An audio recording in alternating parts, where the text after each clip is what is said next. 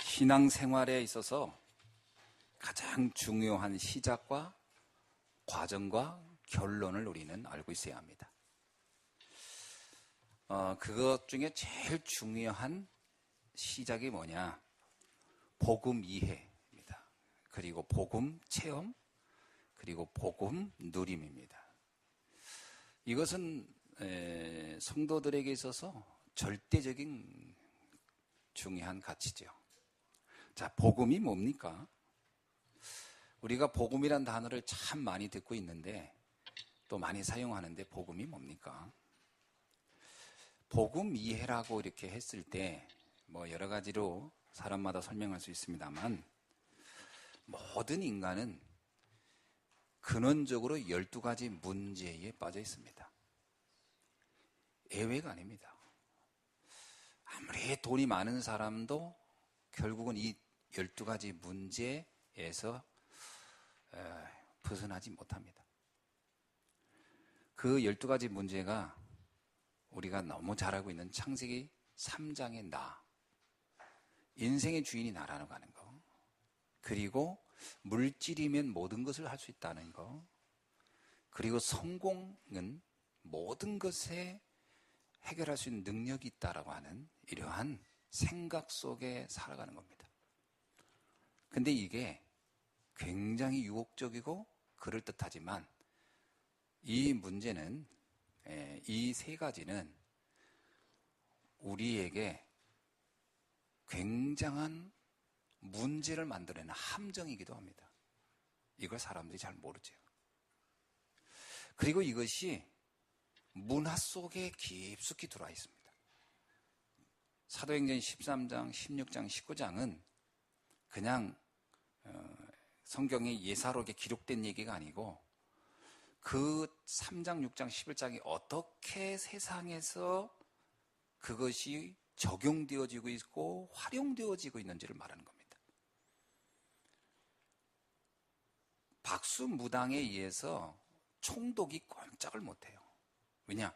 총독은 자기 인생의 주인이 나라고 생각을 했었는데 안 되니까 무당을 찾아가는 거예요.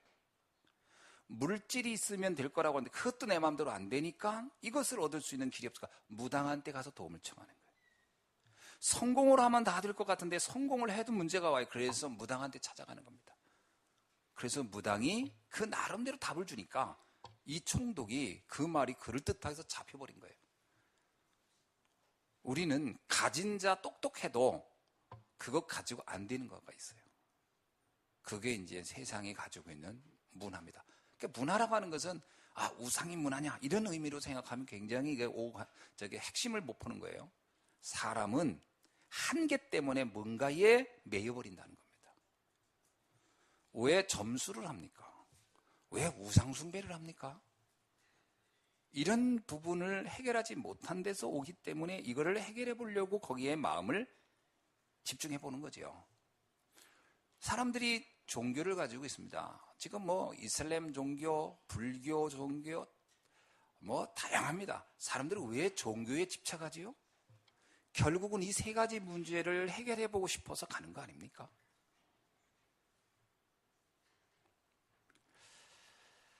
이 12가지는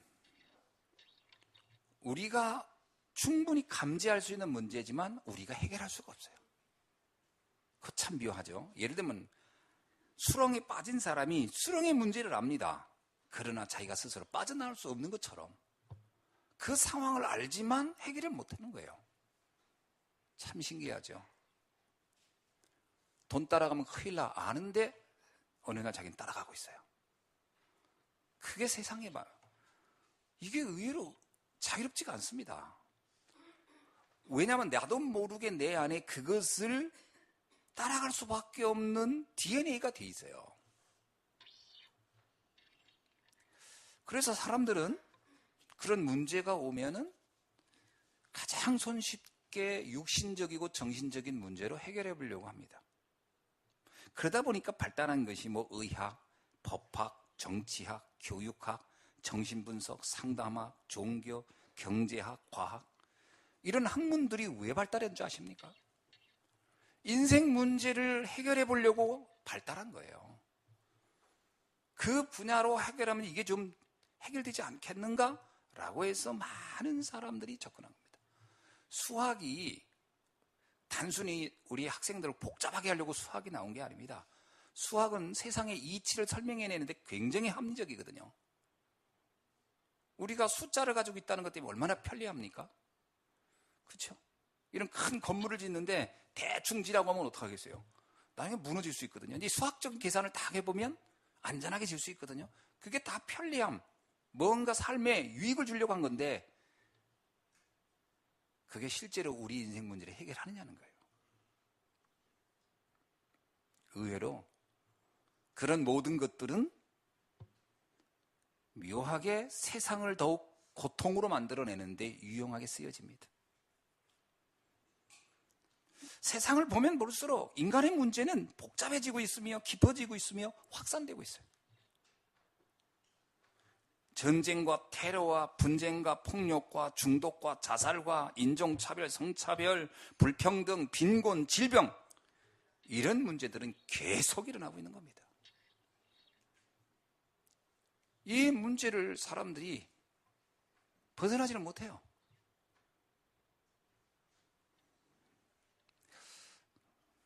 역사를 보면 물론 가장 많이 사람이 자연사로 죽는 거지만 그러나 전쟁으로 죽은 인간도 어마어마합니다. 인류의 역사가 전쟁의 역사라고 할 만큼. 누가 그러더라 전쟁을 하면서 과학은 발달했다고. 어마어마한 거죠. 의학도 전쟁하면서 발달. 독일에서 그 히틀러가 그 나치 정권을 유지하면서 많은 인간을 놓고 생체 실험을 해서 많은 과학적인 이윤들을 얻어냈죠. 무시무시한 겁니다, 사실. 그게 또 결국 인류를 발달시켰지만 그게 과연 우리의 문제를 해결했냐라는 겁니다. 성경만 오직 인간의 문제를 해결할 수 있다고 말씀하고 있습니다. 그냥 해결이 아닙니다. 근원적으로 해결할 수 있다는 겁니다. 여기에 비밀이 있어요. 이게 보이는 현상을 해결한다고 하면 쉽게 이해가 되는데 근원을 해결한다라고 하니까 어려운 거예요. 보세요. 지금 내 문제는 눈에 보이는 문제입니다. 가정 문제, 경제 문제, 질병 문제, 인간관계 문제, 뭐 복잡한 문제가 많아요. 이게 만 가지도 넘다고 할 수 있겠죠, 살다 보면. 근데 성경은 그 모든 문제를 어떻게 답을 주냐면, 그러면 거기에 의학이, 법학이, 무슨 제도가, 윤리와 도덕이 이렇게 접근하지 않고 그리스도 안에 있다라고 하는 겁니다. 그게 어려운 거예요. 그게 비밀입니다. 성경은 근원으로 자꾸 들어가는 거거든요. 그런데 사람들은 근원으로 들어가는 것에 대해서 별로 관심이 없어요. 당장 눈에 보이는 거 해결해달라는 거거든요. 그래서 나오는 것이 종교입니다. 종교는 당장 눈에 보이는 거 어떻게 해결해주겠다는 거거든요. 우상숭배가 거기서 나오는 겁니다. 성경은 그렇지 않습니다. 근원으로 들어간다는 거예요.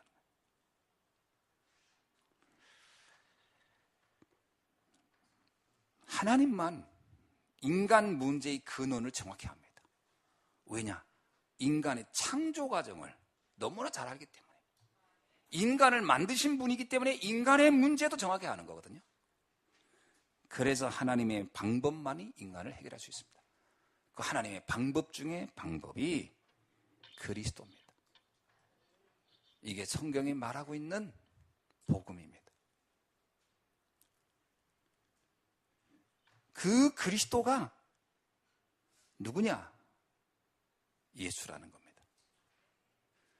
그럼 그 예수가 그리스도라고 하는 말이 무슨 말이냐라는 거예요. 엄밀하게 말하면 창조주 하나님이 인간의 몸을 입고 오신 분이라는 뜻이죠. 자, 그러면 복음 체험은 뭘까요? 복음을 체험한다, 이 말은 뭘까요? 그 예수 그리스도를 나의 인생의 주인으로 받아들이는 겁니다. 그때부터 복음이 체험되는 거예요. 복음은 이해할 수는 있습니다. 설명으로 이해할 수 있어요. 그러나 정말 예수 그리스도를 내 인생의 주인으로 받아들이는 건 또 다른 차원이에요. 요한복음 2장 1절에서 12절에 보면 가나 혼인잔치집 사건이 나옵니다.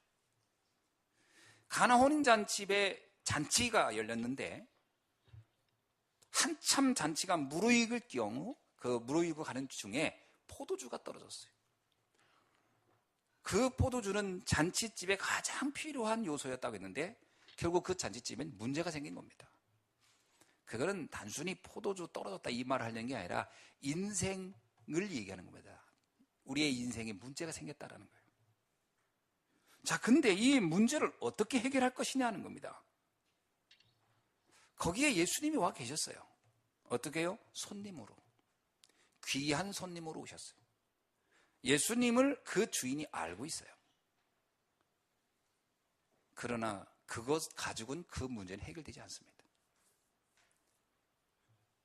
그 문제의 해결의 키는 예수님을 그 모든 문제를 해결할 주인으로 받아들일 때 해결되는 겁니다. 내 인생의 그리스도를 주인으로 모실 때부터 복음은 체험되어지기 시작하는 거예요. 많은 사람들이 예수를 그리스도라고 하는 것을 압니다. 성도들도 너무 잘 알죠. 불신자들 중에도 아는 사람이 있을 겁니다. 문제는 그 예수를 내 인생의 주인으로 모시느냐 아니냐 하는 것은 다른 차원이에요. 예수님을 알지만 자신의 인생의 주인은 자기입니다. 거의 자기입니다. 자기가 하고 싶은 대로 하지 하나님의 말씀을 따라 나를 거기에 맡겨둔다. 쉽지 않습니다. 왜? 그건 너무 무모해 보여요. 홍해 앞에 있는 모세가 하나님의 말씀대로 자기를 던집니다. 그러나 나머지 거의 대부분 이스라엘 백성들은 그거에 대해서 주저합니다. 왜죠? 주인이 자기니까요. 내 경험, 내 체험, 내 지식을 가지고 문제를 바라보고 있거든요. 근데 모세는 뭐라고 하냐면 아니라는 거예요. 이 문제를 하나님이 하실 거라는 거예요. 그건 같이 출애굽한 사람이지만 그 문제를 해결하는 방법은 전혀 다릅니다. 예수가 그리스도라고 고백하는 것은 성도들이 기본적으로 뭐 기독교인은 다 하잖아요. 여기 불교인은 없을 테니까. 문제는 내 인생의 복음이 체험되느냐 아니냐는 또 다른 문제예요. 대부분이 이제 언제 체험을 하냐면 자기 인생이 다 무너졌을 때, 자기 방법을 더 이상 쓸 수 없다고 할 때, 그때 이제 아이고 이제 방법이 없네요. 그래서 이제 마지막 항복 선언을 하나님께 하는 거거든요. 주님이 알아서 하세요. 근데 그것도 참 은혜예요. 근데 마지막 죽어가면서도 항복을 안 하는 사람도 있어요. 결국 내 인생 내가 끝까지 난 해결하다 못해? 그러면 난 죽어버려. 자살해버리는 거예요. 자살이 왜 문제인 줄 아세요? 자살은 자기의 인생의 주인을 자기랑 하는 걸 포기 안 한 거예요. 마지막까지. 주인을 안 바꾼 거예요. 자살을 생각하고 있다는 것은 굉장한 근원적인 문제가 있는 겁니다. 주인을 안 바꾼 거예요. 내 인생 내가 해결하려다가 안 되니까 내가 포기해버리는 거거든요. 무서운 겁니다. 그래서 순교를 할지언정 자살을 하면 안 돼요. 아멘입니까? 주인을 바꿔야 돼요. 의외로 이게 쉽지 않습니다. 주인 바꾸기가 너무 어려워요.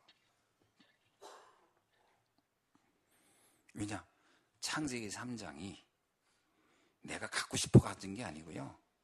태어나기 이전부터 이미 우리의 인간이라고 하는 그 창조물 속에 DNA로 들어와 있는 거예요. 그게 문제입니다. 그래서 집중이라는 단어, 예수님이 마가다락방에서 그렇게 감람산에서 집중했던 것, 3년간 제자들을 끌고 다녔던 것, 주인 바꾸는 걸 보여주는 겁니다. 주인을 바꾸라는 거거든요. 그게 아니면 잘 안 됩니다. 세상의 모든 학문은 나를 주인으로 만드는 겁니다. 그렇죠?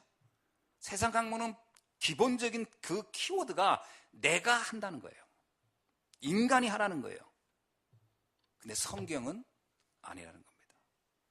너가 할 수 있는 게 별로 없다는 거예요.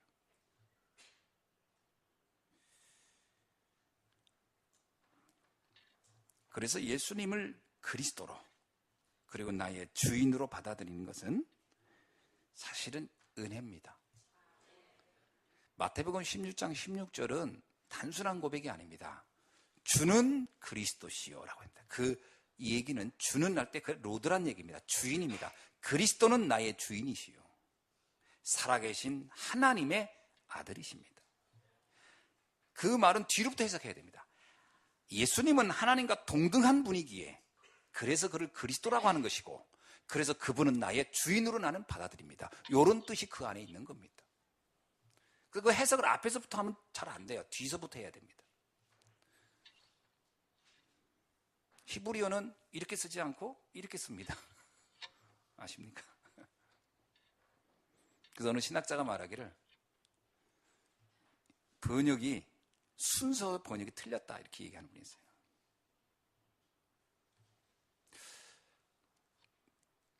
예수님은 하나님과 동등한 분이시고 그래서 그는 그리스도이시며 그래서 그분은 나의 주인이십니다.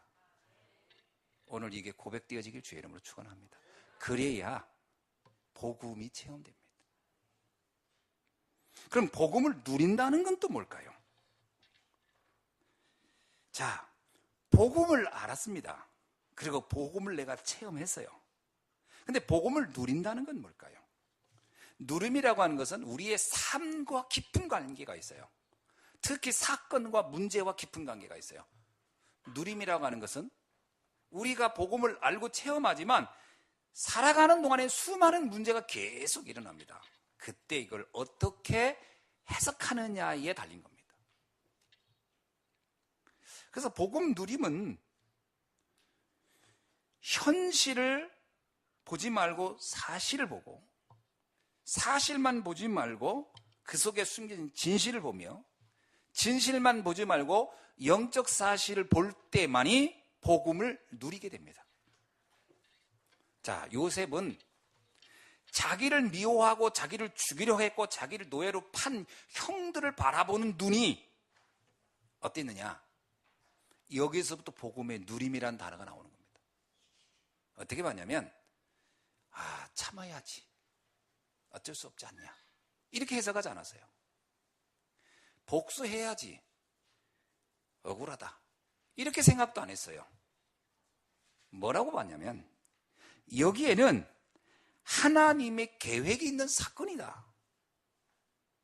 자, 창세기 45장 5절을 읽어드릴게요. 당신들이 나를 이곳에 팔았다고 해서 근심하지 마셔서 한탄하지도 마소서. 하나님이 생명을 구원하시려고 나를 당신들보다 먼저 보내셨나이다. 문제를 보는 눈이 완전히 달라요. 그래야 복음을 누리기 시작하는 겁니다. 복음을 아는데 복음이 안 누려져요. 열받아요. 성질나요. 화가 나요. 못 견디겠어요. 말씀이 이러냐 이럽니다. 왜지요? 복음을 보는 눈이, 세상의 문제를 보는 눈이 안 바뀐 거예요. 이게 안 바뀌는데 누려집니까? 사람을 봐도 이해가 되어야 그 사람의 실수가 그랬구나. 그때부터 누려지는 거 아닙니까? 사람한테도 이해가 되고 그 사람이 입장이 되어지고. 그래서 세상 사람들 역지사지라는 단어가 왜 나옵니까? 세상에서도 그게 좀 되어지기 위한 사람이 그래도 좀 덜 문제에 빠지잖아요. 역지사지. 근데 성경은 그 정도를 얘기하는 게 아니에요. 하나님의 절대적 계획을 발견하라는 거예요. 다윗이 사울왕에게 쫓깁니다. 너무 억울하죠. 오늘 얘기하면 이겁니다. 오늘날 보면 자기 제일 힘들고 가장 위기 때 내가 도와줬더니 그거를 은혜를 원수로 갚은 경우예요. 그렇죠? 나라가 망하면 제일 먼저 왕부터 끝나는 겁니다. 그래서 지금 나라가 망하게 생겼는데 망하게 생긴 그때 블레셋이 쳐들어와서 아무도 전쟁에 나가지도 못하고 벌벌 떨고 있는 그때 그 전쟁을 승리로 만든 것이 다윗이에요. 사울왕에게는 큰 은혜를 입은 거죠. 다윗한테. 근데 은혜를 뭐로 갚았죠? 원수로 갚은 거예요. 죽이려고 한 거예요. 질투해가지고. 자, 우리 같으면 어떻습니까? 진짜 이를 갈지. 이를 갈지. 복수 혈전이지 뭐. 내가 어느 날 내가 피를 보리라. 그러니까 이거를 하기 전에는 내가 죽지도 않으리라. 뭐 이럴 수도 있죠.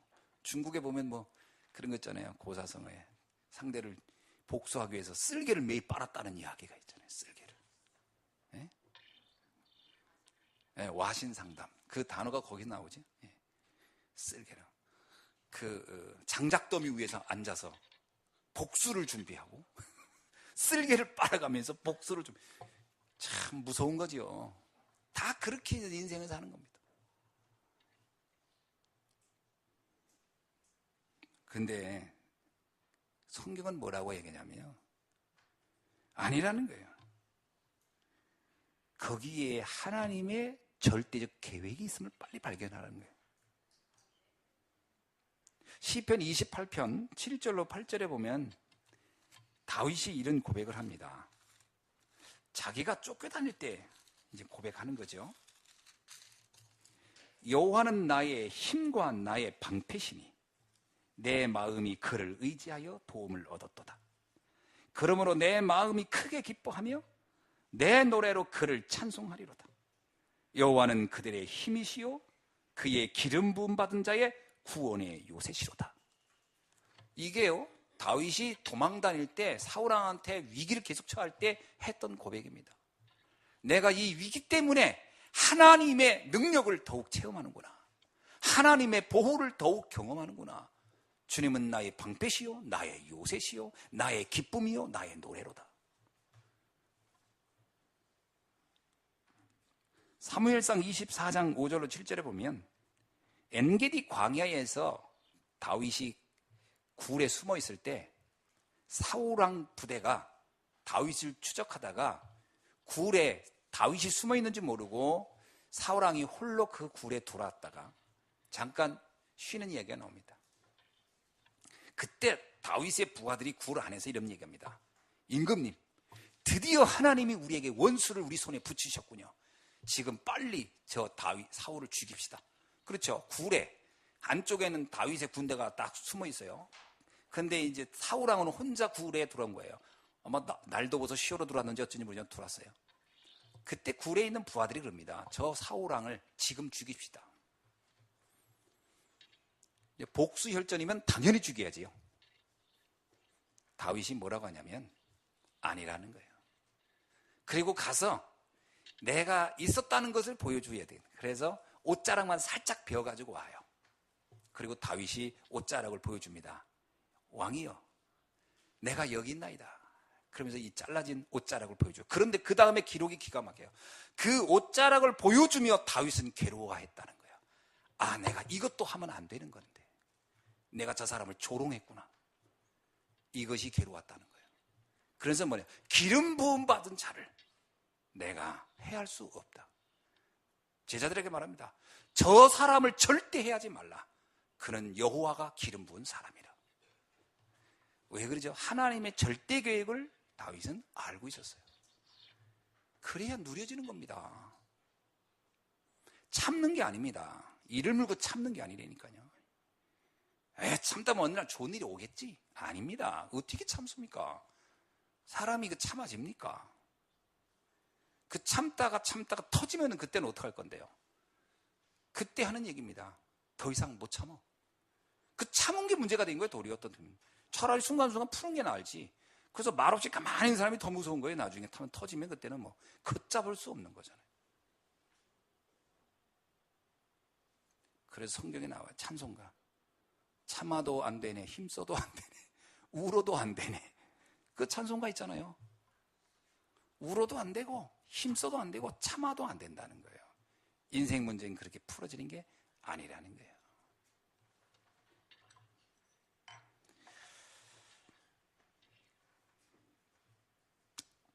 그래서 하나님의 절대 계획을 발견할 때만이 복음을 누릴 수 있는 줄로 믿습니다. 그 세상 사람들을 보면서요, 그 세상 사람들이 누가 뭐 회사에서 어디서 뭐 나를 괴롭힐 수도 있고 합니다. 그걸 이렇게 표현합니다. 신음하고 있는 것이다. 지금 12가지 문제에 빠져서 답을 찾지 못하고 방황하고 있는 그들이 지금 신음하는 것이지 나를 괴롭힌다고 느끼지 말아라. 요셉은 형들을 보면서 신음하고 있다고 본 거예요. 다윗은 사울왕을 보고 신음하고 있다고 본 거예요. 몸부림치고 있다고 본 것이지 나를 미워한다 이렇게 해석하지 않았어요. 그래야 됩니다. 세상을 보는 눈, 그 눈이 바뀌지 않는 한 절대로 문제로부터 벗어나지 못합니다. 그래서 문제에서 벗어나는 비밀이 뭐냐? 복음을 이해하고 복음을 체험하고 복음을 누릴 때 우리의 삶의 영원한 문제에서 벗어나게 되는 줄로 믿습니다. 이게 안 되면 결국은 갈등하는 거죠. 결국은 종교적으로 우상숭배로 무속인에게 점쟁이에게 그리고 몸부림치다가 무너지는 겁니다. 이게 새롭게 오늘 복음이 이해되고 체험되고 누려지는 날이 되기를 주의 이름으로 축원합니다. 오늘 본문 내용은 뭐냐?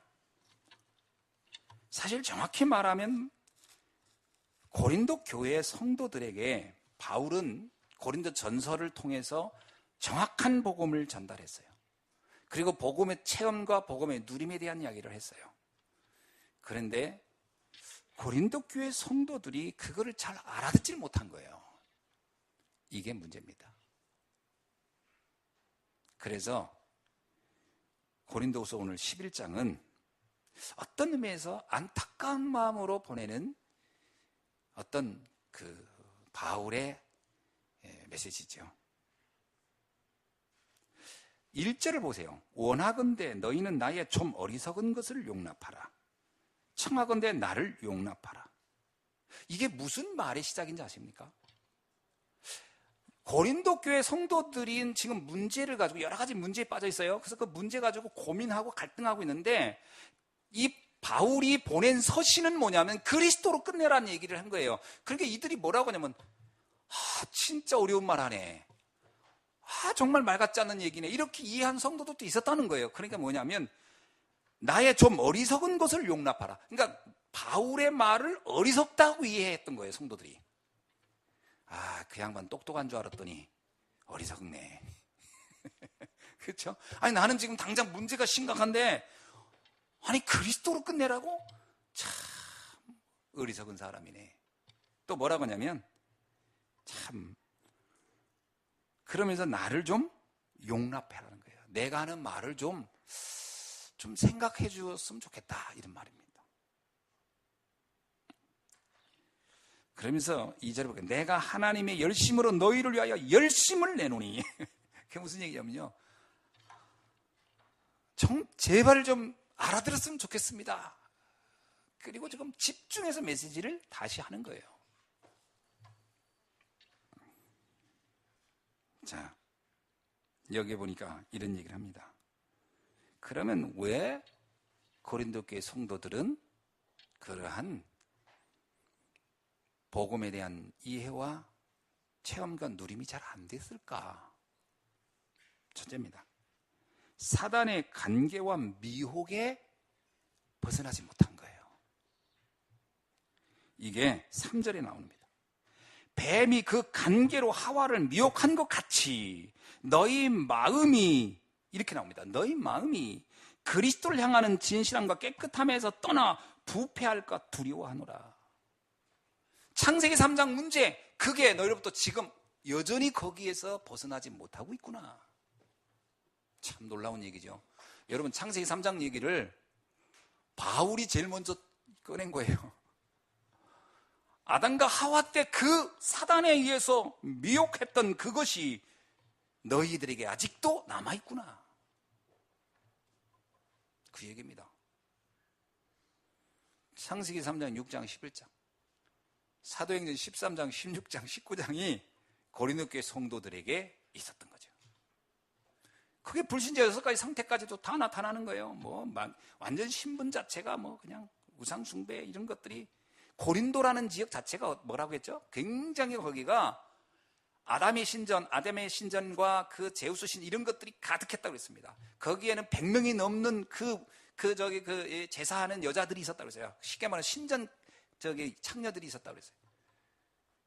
거기는 제사 지낸 고기를 사람들이 안 먹을 수 없을 만큼 그 신전에서 나오는 우상숭배 고기가 널려 있었다. 그만큼 거기는 우상숭배가 아주, 그리고 항구 도시였고 문화의 도시였고 교육의 도시였어요. 지식의 도시. 그러니까 사람들이, 성도들이 이런 세상 문화에 굉장히 빨리빨리 적용돼 버리고 흡수되어 가고 있었어요.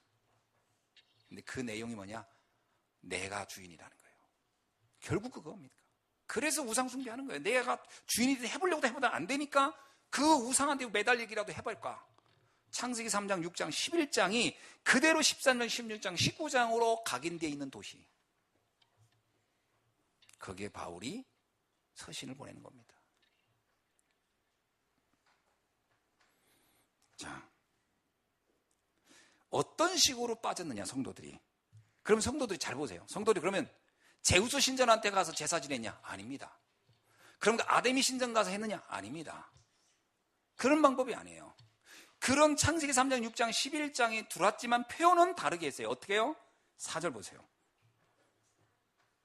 만일 누가 가서 우리가 전하지 아니한 다른 예수 전파하고, 혹은 너희가 받지 않은 다른 영을 받게 하거니와, 혹은 너희가 받지 않은 다른 복음을 받게 할 때 너희는 잘도 용납하는구나, 이겁니다.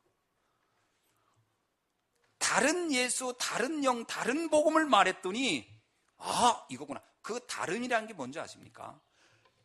그리스도는 근원을 얘기하는 거예요. 아멘입니까? 그런데 그리스도 믿어도 현상적인 거 해결하라. 아시죠? 기복신앙. 예수 믿으면 당장 문제 해결될 거야. 이건 다른 복음이에요. 다른 복음. 다른 영. 성경이 말하고 있는 그리스도가 아니에요. 성경이 말하고 있는 복음이 아니에요. 거기에다 이들이 한 수 더 떴어요. 예수 그리스도, 그 예수만 믿어서 되겠나? 다른 것도 믿어야지. 여러분, 그 카톨릭이 왜 거기다 마리아도 포함시키고 성인들도 포함시킨지 아십니까? 예수만 믿어서는 안 될 것 같으니까 거기에다가 성경의 인물들 죄다 넣은 거예요. 이렇게. 완전 다른 예수지. 카톨릭이 그렇게 보이잖아요. 그러나 본질에 가보세요. 다른 예수입니다. 다른 구원자가 필요한 거예요.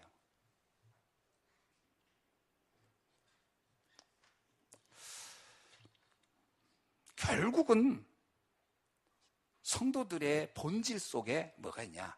눈에 보이는 문제 해결로 해결을 해보려고, 육신적인 문제, 세상적인 방법으로 해결해 보려고. 그건 세상 사람들하고 비슷한 거예요. 거기에 예수라는 이름만 갖다 붙이고 신앙이라는 것만 갖다 붙였을 뿐이지 본질적인 건 똑같은 거예요. 오늘날 왜 세계교회, 한국교회가 다 무너지냐? 그 본질을 포기해버린 거예요. 말은 기독교예요. 말은 예수를 말해. 그러나 본질에 가서는 어떠냐? 눈에 보이는 문제, 육신적인 거, 세상적인 거를 해결하려고 예수 믿는 거예요. 그러면 완전 다른 예수예요. 완전 다른 영이고 다른 복음이에요. 이렇게 가는 겁니다. 이게 고린도 교회부터 시작됐어요. 아마 더 이전부터 있었겠죠. 근데 바울은 고린도 교회 이거를 아주 노골적으로 딱 지적해버린 거예요. 고린도 교인들이 이 서신을 받았을 때 얼마나 뜨끔했을까요? 우리가 지금 신앙생활하는 게 뭐가 잘못됐다는 얘기일까? 그렇죠? 저도 옛날에 신앙생활 할 때 뭐가 잘못됐는지 몰랐어요. 옛날에 전 잘하고 있다고 생각했어요. 뭐가 잘못된지를 몰랐다니까. 내 깐에는 최선을 다하는데, 나는 막 기도원도 가고 막 산기도도 하고 그때 당시. 그런데 뭐가 잘못됐단 말이지. 잘 모르겠더라니까요.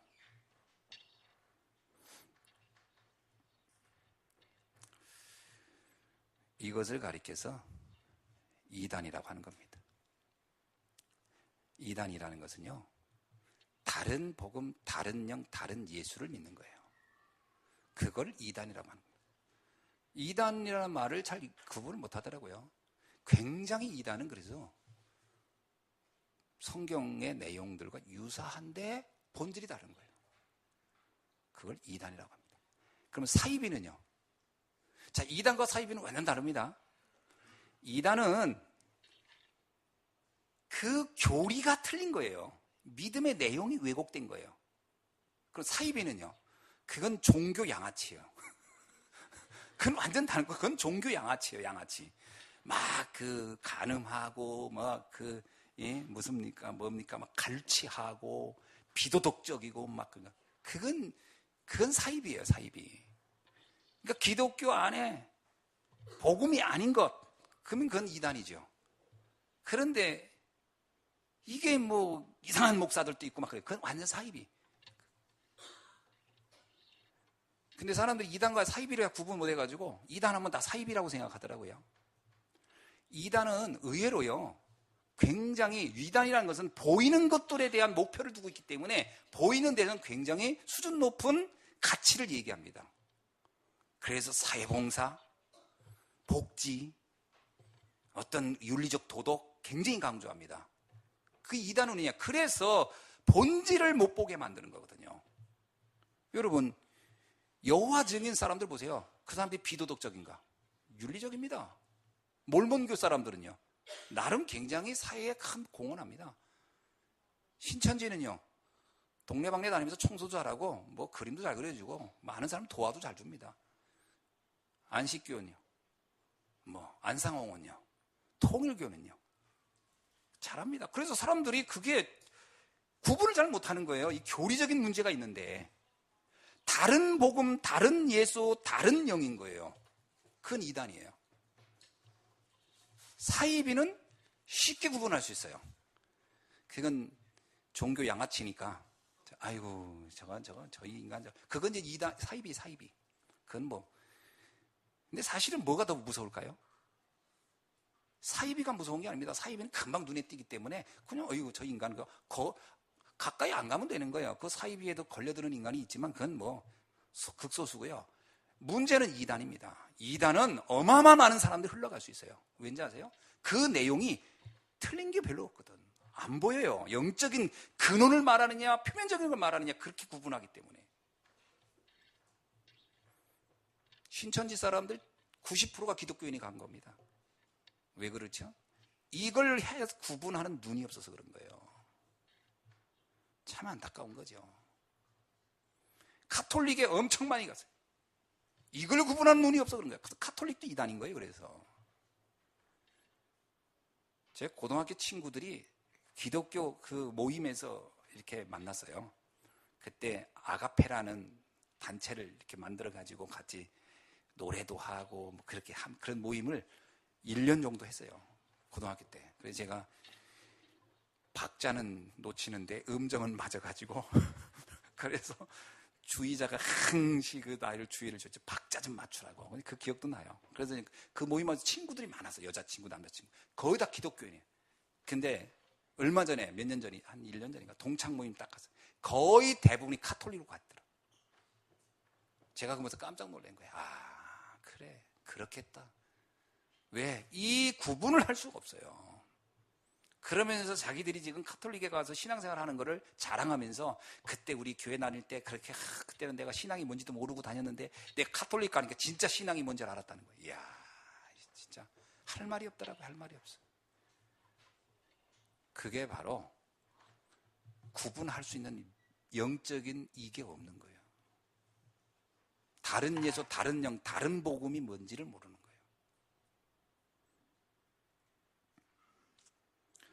말세의 특징이 뭐냐? 자꾸 다른 복음이 등장하는 겁니다. 마태복음 24장 5절을 볼게요. 많은 사람들이 내 이름으로 와서 이르되 나는 그리스도라 하여 많은 사람을 미혹하느니라. 이게 마태복음 24장 말세 때 일어날 일이라는 거예요. 그래서 사실은 이 말세 때 되면요, 엄청나게 자칭 메시아가 많아집니다. 오늘날엔 그리스도가 여기저기 많아요. 하여튼 우리나라만 그리스도가 45명이나 된다는데 참 그리스도 많아요. 그 전 세계적으로 다 모으면 뭐 몇백 명 될 거, 몇천 명 될 것 같아요. 나는 말세의 특징입니다. 자칭 자기가 그리스도라 할 것이다. 재림 예수라, 뭐 다 이렇게 오고 나오잖아요. 재림 예수, 말세 뭐. 갈라디아 1장 7절로 9절에 뭐라고 하냐면 이 이단을 믿으면 어떻게 되느냐? 간단하게 얘기했어요. 다른 예수를 믿는 자 저주를 받으리라. 이 말이 되게 무서운 말처럼 들리지만요, 본질적인 생각해 보세요. 구원이라고 하는 것이 불가능한 겁니다. 이단을 믿으면 구원 자체를 못 받는 거예요. 왜? 구원은 오직 예수 그리스도로만 가능한 건데 그 틀린 예수를 믿었으니 구원을 받을 수가 없죠. 그래서 창세기 3장의 근원 문제 있죠. 사단, 지옥, 원죄로부터 벗어날 수가 없기 때문에 그 삶을 저주받은 인생이라고 하는 겁니다. 쉽게 말하면 이단을 믿으면 열심히 믿었지만 불신자 그대로 남아있는 겁니다. 이걸 갈라디아서는 정확히 말하고 있는 거예요.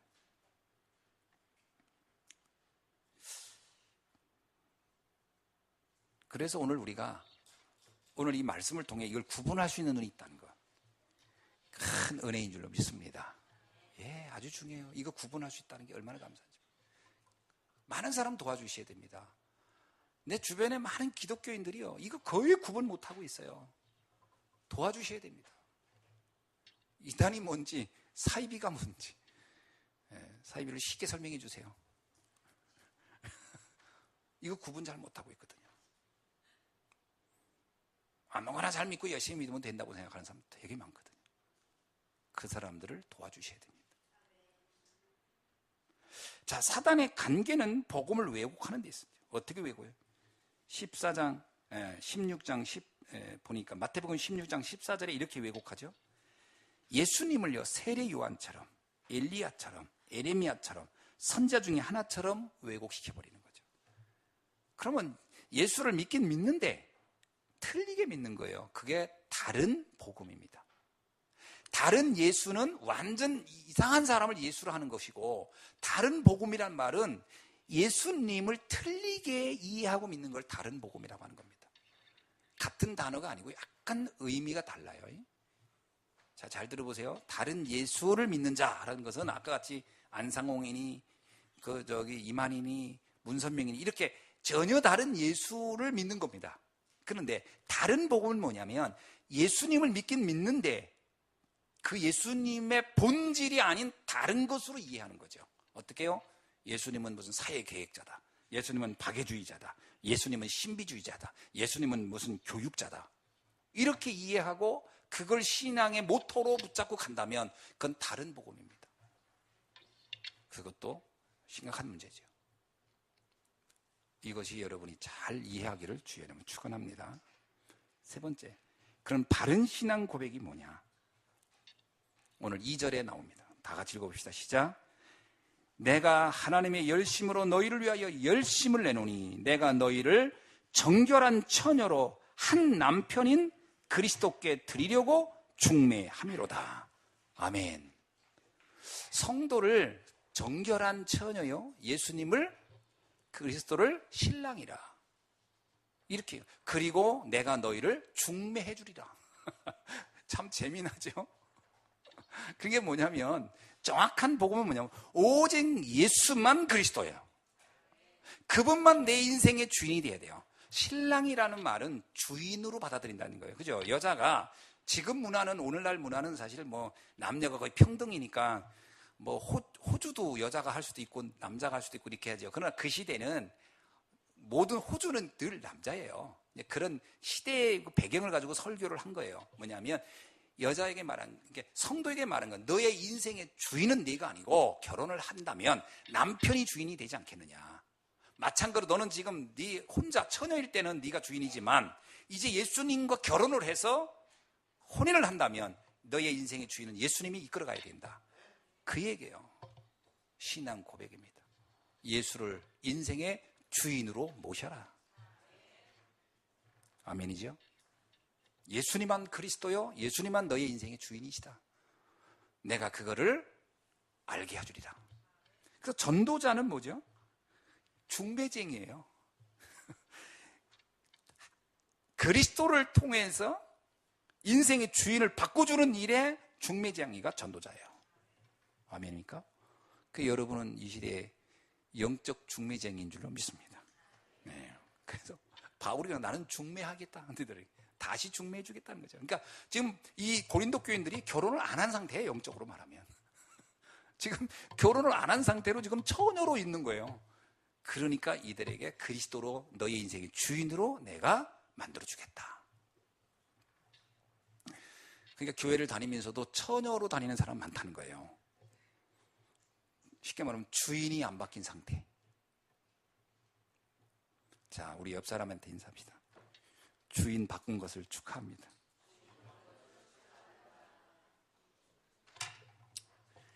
그리스도가 여러분의 참된 영적 신랑인 거죠. 어떤 분이 그러더라고요. 전 남자인데요. 여기선 남녀의 개념으로 설명한 게 아니고 주인의 개념으로 설명한 겁니다. 주인이냐 아니냐. 이 축복이 오늘 여러분에게 있어지길 주의 이름으로 축원합니다. 자, 말씀을 맺습니다. 기준과 표준과 수준을 바꾸라, 이런 말씀을 우리는 들어봤을 겁니다. 기준, 내 인생의 기준을 이제는 내가 아닌 그리스도로, 그죠? 그리스도로. 표준은요, 하나님의 나라로, 그분이 함께하는 삶이죠. 그러니까 이제는 내가 혼자 사는 게 아니고 그분이 내 인생의 주인 돼서 내 인생을 이끌어가는 그것이 하나님 나라니까 그게 나의 표준이 되고, 수준은요, 마가다락방에 있던 성령의 역사예요. 이제 주님이 내 인생을 이끌어가는 것에 대해 전적으로 맡겨라는 거예요. 그게 여러분의 인생의 수준이 되길 주의 이름으로 축원합니다. 그러니까 수준이, 우리는 최고의 수준이 된 거예요. 자, 그래서 지금부터 우리가 한 가지의 마스터 플랜을 갖자. 저와 여러분은요, 뭐냐면 어떤 한 가지 마스터 플랜이냐? 중매쟁이. 아멘. 복음의 중매쟁이의 역할을 하는 겁니다. 여기 나오잖아요. 나는 너희를 중매하려 함이라. 쟁이란 단어 하니까 좀 여러분이 좀 이상하다면, 쟁이란 얘기는 전문가란 뜻입니다. 중매 전문가. 중매쟁이란 얘기는 중매 전문가예요. 프로페셔널 전문가. 아멘이죠? 여러분은 이 프로페셔널하게 중매를 잘 하시길 주의 이름으로 축원합니다. 예, 잘하세요. 불신자와 그리스도를 결혼시키세요. 신랑을 맞이하도록. 아멘입니까? 예, 그거 여러분 잘 하셔야 돼요. 그게 전도입니다. 자, 2018년도 한 해를 놓고 제가 늘 생각합니다. 그래서 여러분, 저와 여러분이 현장에서 이거는 이제 해서 120상의 결혼상을 만들자. 아멘. 자, 이제 120상을 만들어야 되는 거예요. 그러니까 여러분 이제 다 주례를 하나씩 하세요. 그래가지고 우리 교회에 120상의 영적인 결혼된 사람들이 나올 수 있도록. 아멘. 네, 그 금년에 이거를 여러분이 응답으로 붙잡고 응답받기를 주의 이름으로 축원합니다. 기도하겠습니다. 하나님 감사합니다.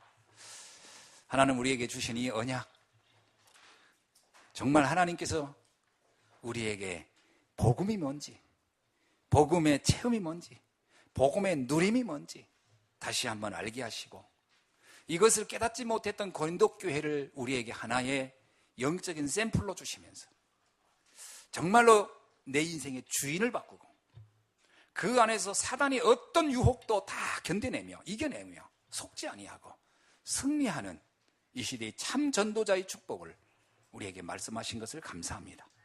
이 말씀의 내용을 나의 삶의 언약으로 붙잡고 가장 중요한 축복자의 서밋이 되게 하옵소서. 예수 그리스도의 이름으로 기도하옵나이다.